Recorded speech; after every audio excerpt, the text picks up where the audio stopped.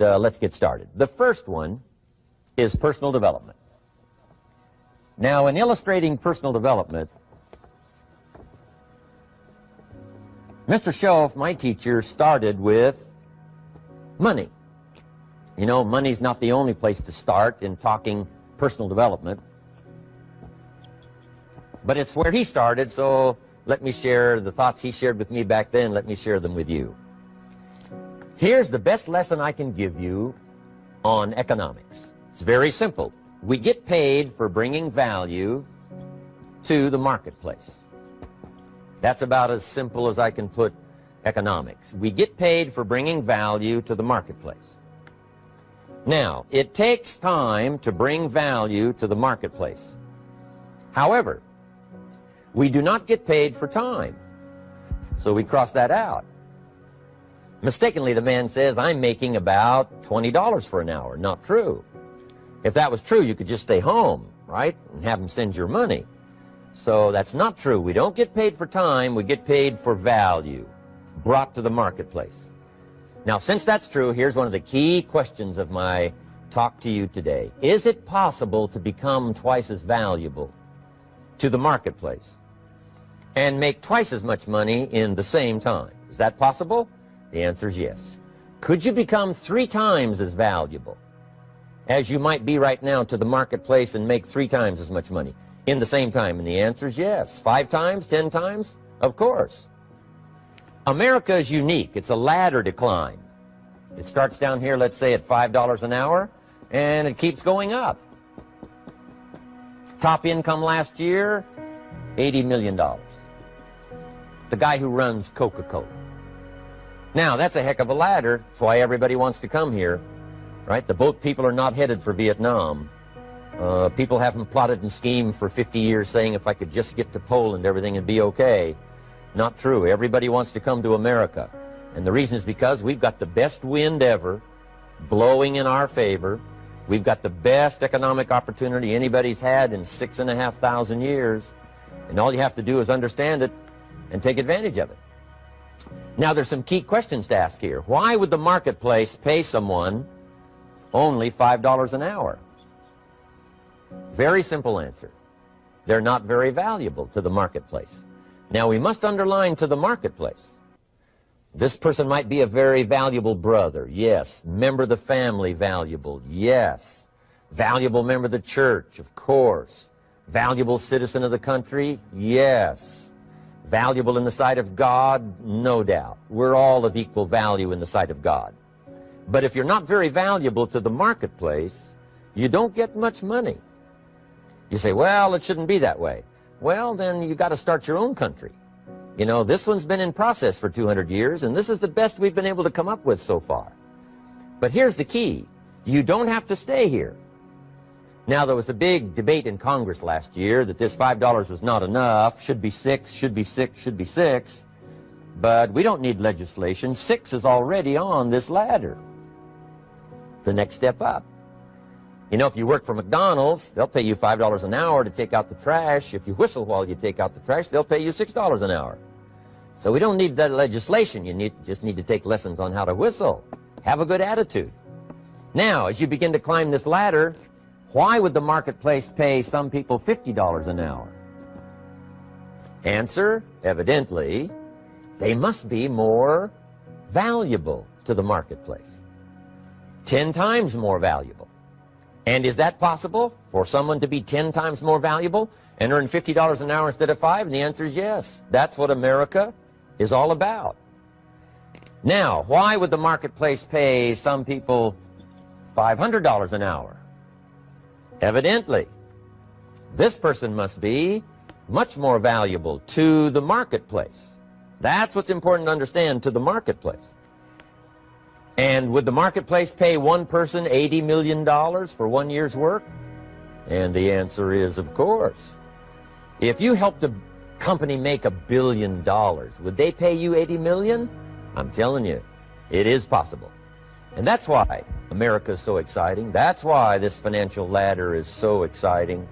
It's possible for all of this to come true for all of you, no matter where you start. As a student in school, just getting started out there in the workplace, This is all possible for you.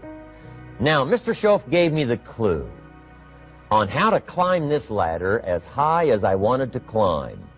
Now, we're talking primarily economics here. There's a lot of other ways to become valuable to your family, valuable to your friends, valuable to the community, valuable to the team, right? Valuable to the team effort, valuable to the concert. But here's what he said to me.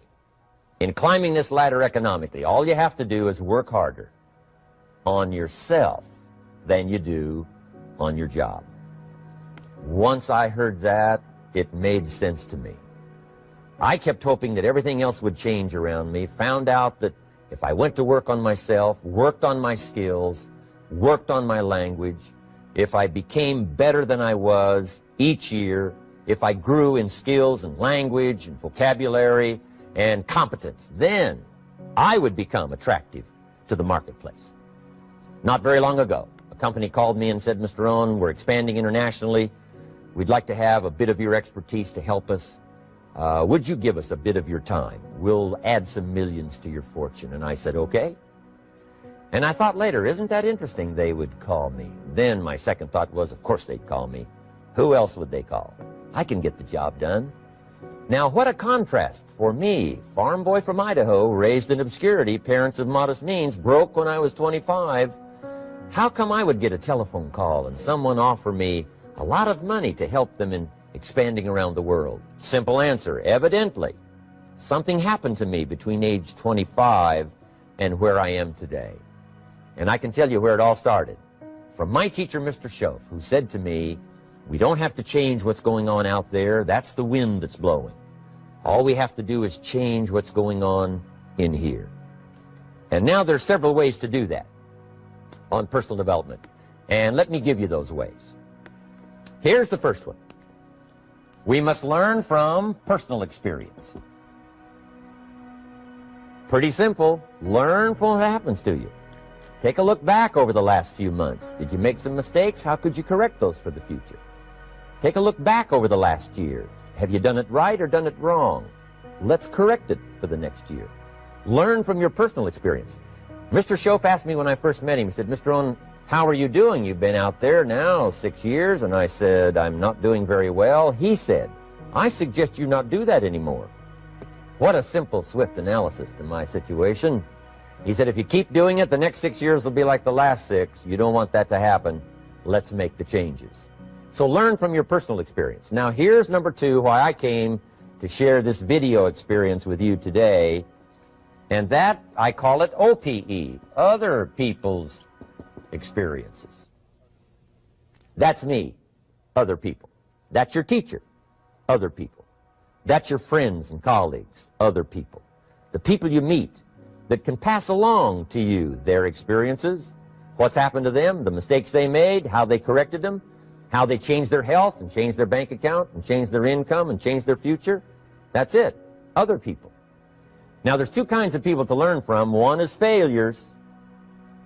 It's too bad failures don't give seminars, right? That would be valuable. Bring your notebook, have them tell you how they lost it all and threw it all away, threw their health away and threw their friendships away and things didn't work out well. That would be valuable. But now then we must also learn from positive, people that have done well. They've got the health, and so we ask them, how did you become so healthy? They've got the skills, so we ask them, how did you become this skillful? They've got the income, so we ask them, how did you get here in such a short period of time? So now here's what's important in personal development. In learning from other people, we learn, number 1, by observation. We learn what we see. We watch people that are successful in what they do. In sports, we watch their disciplines. In business, we watch their disciplines. By observation, what we can see. The reason I created this video is something that you could see someone's experiences translated for you. Second, we learn by what we hear. I've got some of my lectures on cassette tapes, so you know you can take them with you wherever you go and learn by listening. Turn your car into a mobile classroom and listen.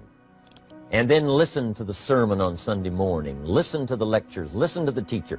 Listen to someone who's got something good to say. And then number 3 is vitally important on personal development, and that is read all the books you can possibly read in your lifetime. Mr. Schoaf got me started on my library. I've got one of the better libraries. Haven't read everything in it, but I feel smarter just walking in it. My library. At least I was smart enough to buy it. Now I got to be smart enough to read it. And then, of course, I got to be smart enough to decide what's valuable and then do it. But this one is very important. Become a good reader. Some books that helped change my life. Mr. Schoaf recommended, of course, the Bible. And my parents made sure I was a pretty good scholar by the time I was 18. That's been so beneficial for me, drawing from those illustrations, reading about those stories, people who made it and people who didn't make it, and what the difference was. And then other books that helped to really change my life. One called Think and Grow Rich by Napoleon Hill. And then a book that helped me become financially independent by the time I was 31. And that book is called The Richest Man in Babylon by George Clason. And I'm going to share a little bit of that book with you when I get to financial independence today, our 3rd subject. But I started reading the books, attending the classes, making sure that I got in front of people that had something good to say. And then I started keeping a journal. One of the major things my teacher taught me was to keep a journal. He said, don't trust your memory. If you hear something good, just make a little note and write it down. Now, at first I took, notes on pieces of paper and torn off corners and backs of old envelopes. And it didn't serve me well, thrown in a drawer. Then I learned to keep a journal, a bound copy of all my notes. So I would suggest you do the same. Things that impress you, a poem that impresses you. When you attend a class, some of the ideas that impressed you, jot them down. You read something in a magazine, right? Some ideas. Take those out, put them in your journal. Keep a good journal the rest of your life. This will serve you well. My journals make up a significant portion of my own library. And if you saw my library and saw my journals, I tell you what you'd have to say. This is the library, and these are the journals of a very serious student. No wonder Mr. Rohn is invited to lecture and speak on his experiences around the world. So I want the same thing to happen to you. Value captured that you can resort to later, go back over it and review it, and let it become valuable to you. So that's my first subject, personal development. Work harder on yourself than you do on your job. Develop the skills, learn the lessons, take the classes, absorb all that is being taught to you these days. And then later on, of course, you can sort it out, what's valuable to you and how to refine it for your business and for your life and for your future. But the main thing is to get it and start this process of personal change, personal development. And let me say it one more time. If you will change, everything will change for you. You'll never be the same. You'll keep growing. As you look back on a few months, look back on a few years, you won't believe the progress you can make. Economically, your relationship with your family, your friends, and whether you're in sports or economics or whatever, I'm telling you, that whole process of committing yourself for personal change, personal value, can really make your life unique and worthwhile. Now let's cover the second subject, on setting goals. Mr. Schoaf gave me some tips on setting goals that changed my life forever. And I want to share those with you.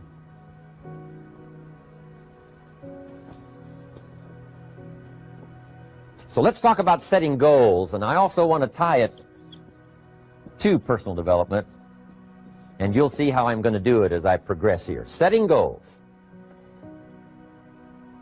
We need to take a look into the future. There are 4 things to consider in terms of attitude. One is how you feel about the past. Best advice I can give you on that is treat the past as a school. Let it teach you the mistakes you've made, the things that went wrong, the things that didn't work. Don't use the past as a burden to carry, and don't use the past as a club to beat yourself to death. Past losses, past failures, past mistakes. But let the past be a school. Tough school maybe. We've all been through some tough stuff. So if you feel good about the past, draw from it for experience and let it teach you. Then next is how you feel about the future. We've got to have the future well designed. The future is called the promise. And here's what we teach in our leadership series. The promise of the future can be an awesome force for your own future. The promise of the future, designing the future. There's two ways to face the future. One is with apprehension, and the other is with anticipation. I promise you, in my travels around the world, most people face the future with apprehension. And here's why. They don't have it well designed. They've sort of left that up to someone else to fix. But here's the best way to face the future, with anticipation. And you can face the future with anticipation if the future is clear, if the future is well designed. And I would like to have you consider some thoughts with me that help me to really change my future by giving it some thought and some consideration. And here it is. In setting goals, it's very simple. Number one, decide what you want. You just take a little time. You sit down and say, what do I want? What kind of skills do I want? What kind of income do I want for the future? What would I like? Where would I like to go? Places I'd like to visit. Habits I'd like to acquire. Skills I'd like to have. You just take a little time to think about what you want. Economics, friendships, people you'd like to meet, places you'd like to go. You just take some time. And then I suggest, when you've thought about what you want for the future, make a list. Just jot it all down. It's really a very simple process. And then here's number three. Keep all the old lists. I'm telling you, this served me so well, keeping my old list of goals. I look back now 10, 20 years ago at goals I set, lists I made, and I smile now because here's what I thought was so important, 20 years ago. Now some of those things aren't even on my list. I've got a new list. I've grown. I've changed. I've matured. But I give you that advice. Decide what you want. Number two, write it down. Number three, keep the old lists. And then here's number four. When you get something that's on one of these lists, check it off. Part of the fun of having a list is checking it off. And then if you can add some drama to checking it off, see, that's what really helps. I set a goal to go to Spain many, many years ago. And when I finally made my first trip to Spain, I had that journal with me that had that list in it. And while I had my journal on my lap, waiting for the wheels to touch down in Madrid, I waited until the wheels touched the runway, and I checked it off. Just adding a little drama. So, part of the fun of having a list is checking it off. Now, here's what's important about the lists and designing your future. If the future gets clear, the price gets easier. Because you got to remember, for every promise, there's a price to pay. Everybody's got to pay the price. Everybody's got to do the deal. Everybody's got to do the disciplines. Everybody has to pay. But here's what I've discovered. If the promise is clear and powerful, the price is easy to pay. The price is some classes. The price is a few books. The price is a few disciplines. The price is finding something that'll make your life better, make you grow, make you change, make you develop. So the first part of the key is to design the promise. Then, what is the price to pay? I'm telling you, the price will be easy. Anybody in my audience can pay it, no matter where you are, where you come from. Color doesn't matter, religion doesn't matter, where you grew up doesn't matter, circumstances don't matter. I'm telling you, if you'll make the promise of the future clear for yourself, the things you want, the places you want to go, the things you want to have, the person you want to become, the skills you want, the homes you want, the future you want, the friends you want, all of the values of life that you could possibly want. If you'll make that clear, make those lists, and be serious about it, I promise you it's an easy price to pay. Anybody can pay it. And the best advice I can give you is, if I can do it, you can do it. Farm boy from Idaho, raised in obscurity, I changed my life, turned it upside down, turned it all around, found economics, found future, found promise, and if I can do it, you can do it. So, start setting your goals and see if you can't get a better excitement going for the things you want to accomplish for the future. Now here's my third subject, and that's called financial independence. Oh, by the way, before I get to financial independence, let me cover one more point. One of the major reasons for setting goals is for what they make of you in achieving them. My teacher advised me when I first got started at age 25, he said, Jim, why don't you set a goal to become a millionaire? He said, it's got a nice ring to it. you know, enough zeros to impress your accountant. And he said, I'm here to help you. You're only 25 years old. You've been to 1 year of college. You've got a beautiful family, every reason to do it. Why don't you set a goal to become a millionaire? And he said, here's why. And I thought, he doesn't need to teach me why. Wouldn't it be nice to have $1 million? He said, no, then you'll miss it. He said, here's why. For what it will make of you to achieve it. I'm telling you, that statement changed my life. Set the kind of goals that will make something of you to achieve them. He said, now, once you become a millionaire, what's important is not the money. I thought, that's kind of strange teaching. He said, honest, it isn't important. He said, you could just give the money away. Now, I did better than that. I lost it all. By the time I was 31, I was a millionaire. By the time I was 33, I was broke. And I'll tell you a little bit about that story later. But when I lost all my money, guess what? I found out Mr. Schoaf was right. What was valuable was not the money. What was valuable was what I became to earn the money. The skills I had, the knowledge I had about the marketplace, the values that I had going for me. They were more valuable than the money. And here's an important statement to remember. It's not what you get that makes you valuable. It's what you become. So part of the key here is to set the kind of goals that will make something of you. Don't set them too low so that you don't have to grow and you don't have to read and you don't have to try and you don't have to stretch. Don't set them too low. And then don't sell out. Don't go for something that's going to cost you your virtue or cost you your values or sell out your principles. There's a good middle road here to follow. Goals that will inspire, goals that will help you grow, change, develop, and become better than you are. Okay, now let's talk about financial independence. How to become rich by 40, 35 if you're extra bright, much sooner if you find an opportunity like I did. Let me show you how I did it. Financial independence. First of all,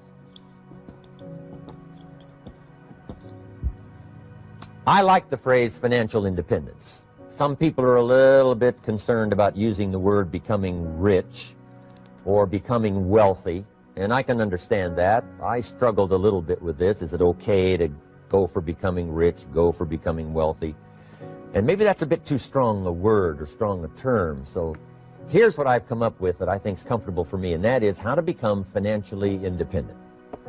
I think it's every person's heritage here, especially in America, to become financially independent. Now, let me give you my definition of financial independence.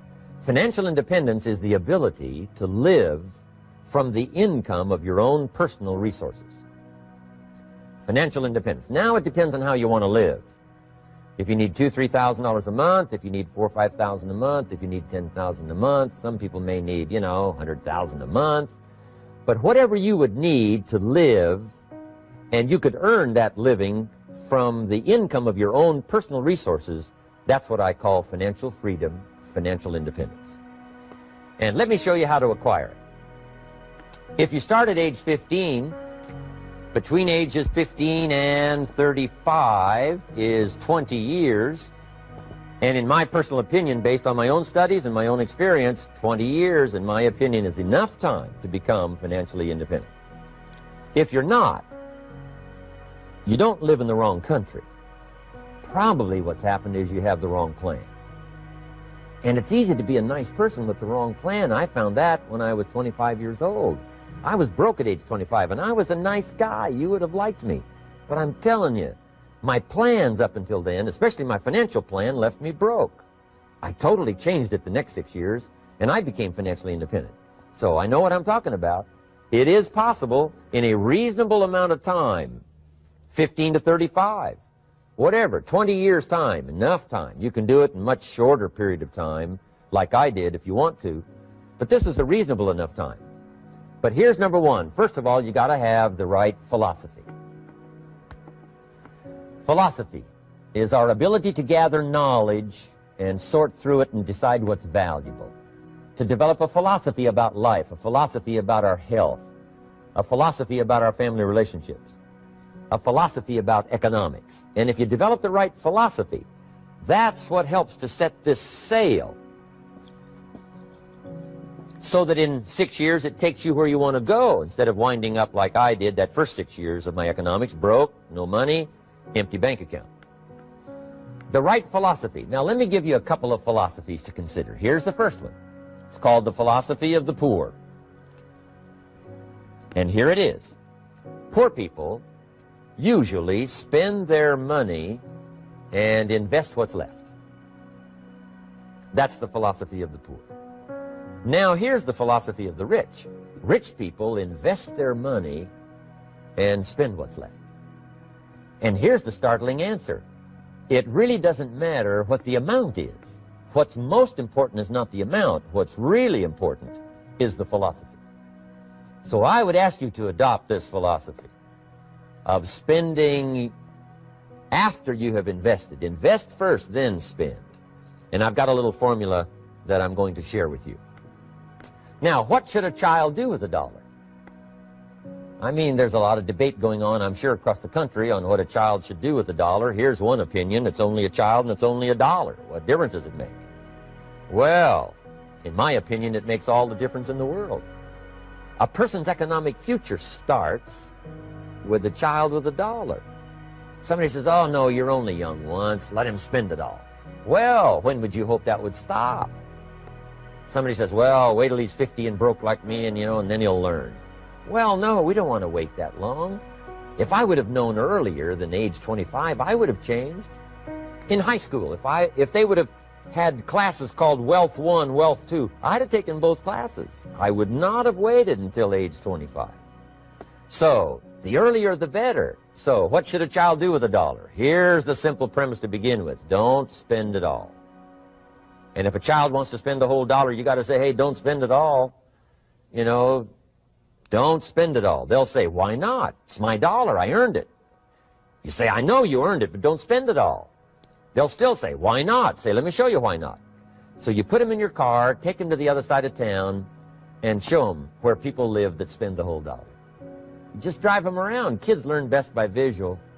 Just drive around and say, would you like to live here? Kid says, no. Would you like to live like these people live? Kid says, no, no. Then you can't spend the whole dollar. So, kids will get the message. So, take them to the other side of town and show them around, unless you already live there, and then just show them around. Anyway, don't spend the whole dollar. Now, let me give you my best view of what to do with $1. And I promise you, if you started at age 15, now if you're over 15, right, you've still got plenty of time. You still got 20 years. If you're 30, you still got 20 years. I mean, you still got plenty of time to start what I'm about to share with you. What to do with $1. Here's my first bit of advice. Never spend more than 70 cents. Never spend more than 70 cents. Now, you got to pick some number, and the number you pick is going to be determined by your philosophy. It's going to be determined by what you've been taught or your experience teaching yourself. When I first met my teacher, Mr. Schoaf, I was at about 110% of each dollar. I'm down at budget finance, hawking my furniture and my car one more time. And then I learned a whole better formula for financial independence. Number one, don't spend more than 70 cents. Now, kids say to me, well, okay, what do I do with the other 30 cents? And here's what I teach them. 10 cents for charity. Charity or church, or helping people that can't help themselves. 10 cents to support worthy projects. Projects that you feel good about. 10 cents out of every dollar.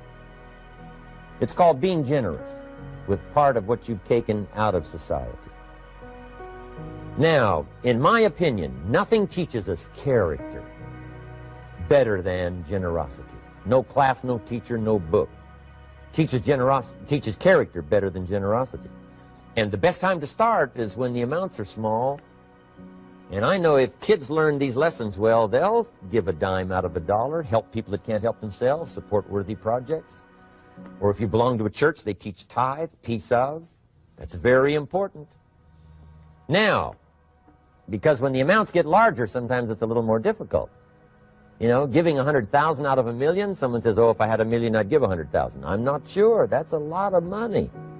So the time to start is when the amounts are small. 10 cents out of the dollar. Okay, next 10 cents I call active capital. Active capital means do something to make a profit. Active capital. Set aside a portion of your income. Wages are okay, but I'm telling you, wages will make you a living. Profits will make you a fortune. So set aside part of your income as capital, called active capital. Any kind of project you can possibly think of, you can possibly come up with. I'm going to write a new book, I think, for kids. I think the title is going to be, Of Course, Kids Should Pay Taxes. It's kind of an interesting title. In California, kids do pay taxes. When a child walks into 7-Eleven, buys something that costs $1, the proprietor says, give me 7 more pennies. And the child says, hey, what's these 7 pennies for? And the proprietor says, that's the taxes.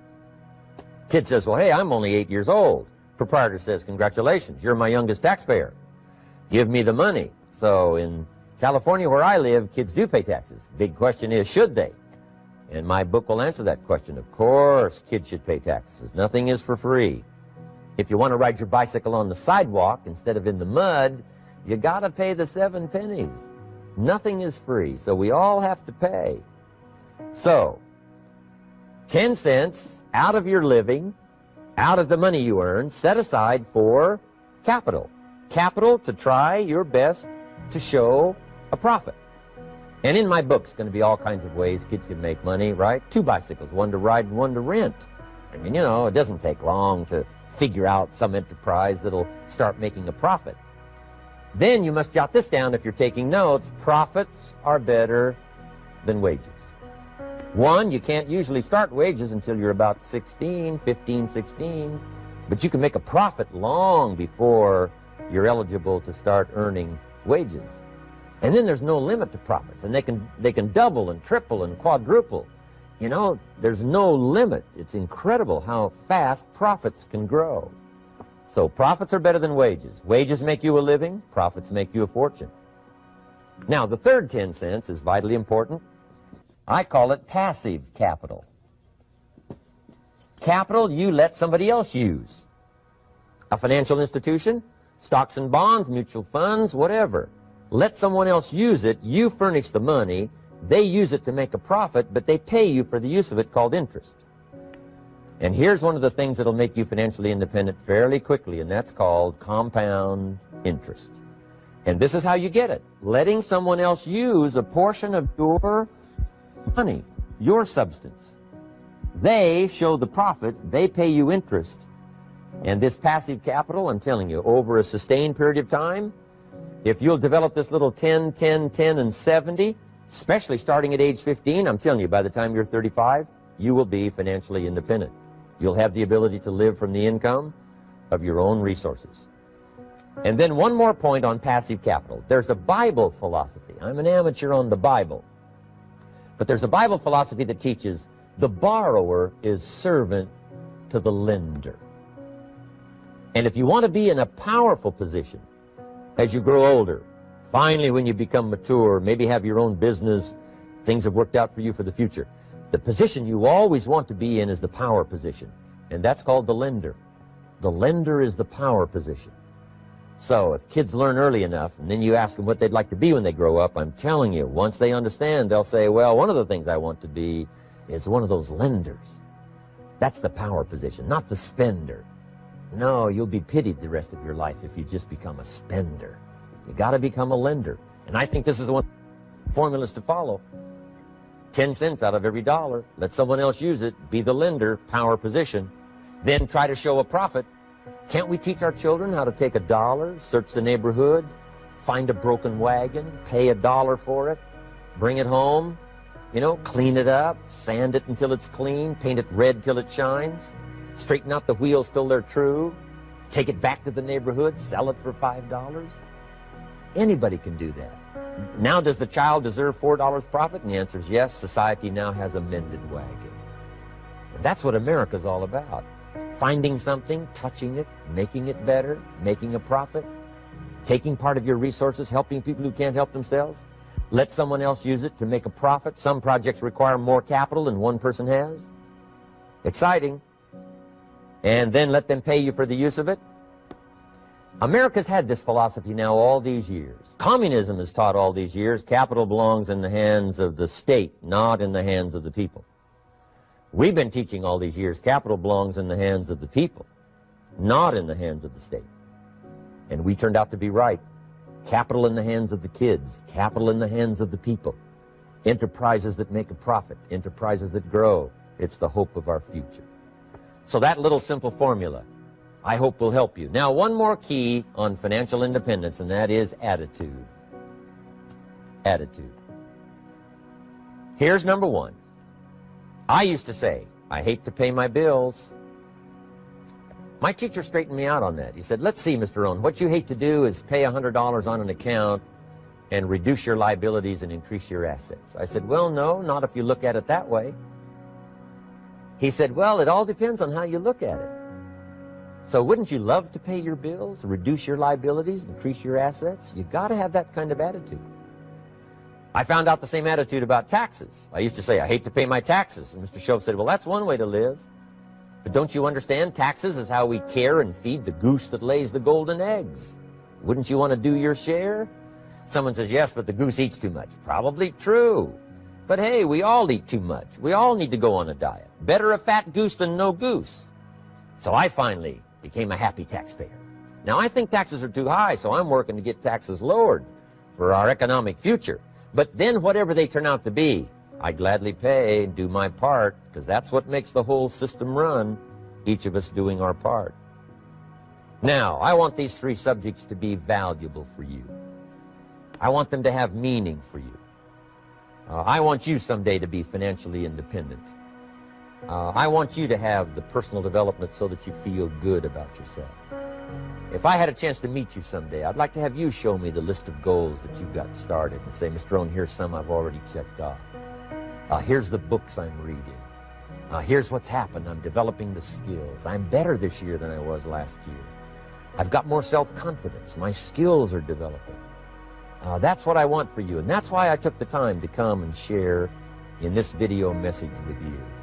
I do seminars all around the world, but this is one way that I can reach out and touch you in case you can't come to my seminars, wherever I am. Maybe this video will reach you somewhere, and it'll have an impact on your life. And what I'd like to do is later hear about it, a letter, phone call, or to have a chance to meet you in person. And now I'd like to leave you with these 4 questions called Questions to Ponder. These questions were valuable for me, and I want to make them valuable for you. Here's the first one, why? We all ask why we should work this hard, why take that many classes, why go to school that many years, you know, why take the notes, why read the books, why work that hard, why put yourself through the push-ups and the disciplines, why? Good question, why? Best answer to why, I think, is the second question. Why not? Why not see how many books you can read, how many classes you can take, how many skills you can develop? Why not see how valuable you can become to the marketplace and to your friends and to your family? Why not see what you can make of yourself? Why not see how far you can go, how much you can see, how much you can earn, how much you can share? Why not? That's the heritage all of us have, in America especially, is to see what we can make out of our lives now that we've been given this extraordinary opportunity. Now, my third question I'd love to ask you in person. But since I can't do it in person, I want to ask it of all of you. But I want you to take it personally. And my third question is, why not you? Why not you? With good self-esteem. Why not you starting to change and setting goals? Why not you starting to make progress toward financial independence? If I can do it, you can do it. I wished I had a lot more testimonials here today besides mine. A whole steady stream that would come by and tell you their story. Someone who started with nothing, finally run a big enterprise. A mother who was on welfare, now she owns her own business. In addition to my story, I wish I had a lot more. And if all of them told their story, guess how they would probably wind up their story? They'd probably say, just like me, why not you? If we can read, you can read. If we can change, you can change. If we can figure it out, you can figure it out. If we can turn it around, you can turn it around. There isn't anything you can't accomplish. That's what those testimonials would say. And so I want to say it to you personally. Why not you? You've got the brains, you've got the stamina, you've got the vitality, you've got the interest, you've got your life ahead of you, you've got the future. You can do it. If anybody can do it, you can do it. If one of us can do it, hey, we all can do it. And now here's my last question. Why not now? This is a good time as the 20th century starts to wind down, a few more years as we get ready for century 21. What a good time to set your goals, work on yourself, work on your skills. What a good time to get it together. What a good time to start this process. Personal development, growing, changing, developing, having a good plan for your money and for your life and for your future. Why not now? And I hope I have a chance to see you one of these days and share with you the experience, the reaction, the response you might have had from my message today. And until I get a chance to see you on this side of the world or the other side of the world, in some school or some seminar, or maybe I'll come and speak for a company that you work for someday, I hope I get a chance to meet you. Until then, I wish you the best. I want all that I've gotten to be yours and much, much more. God bless. Goodbye.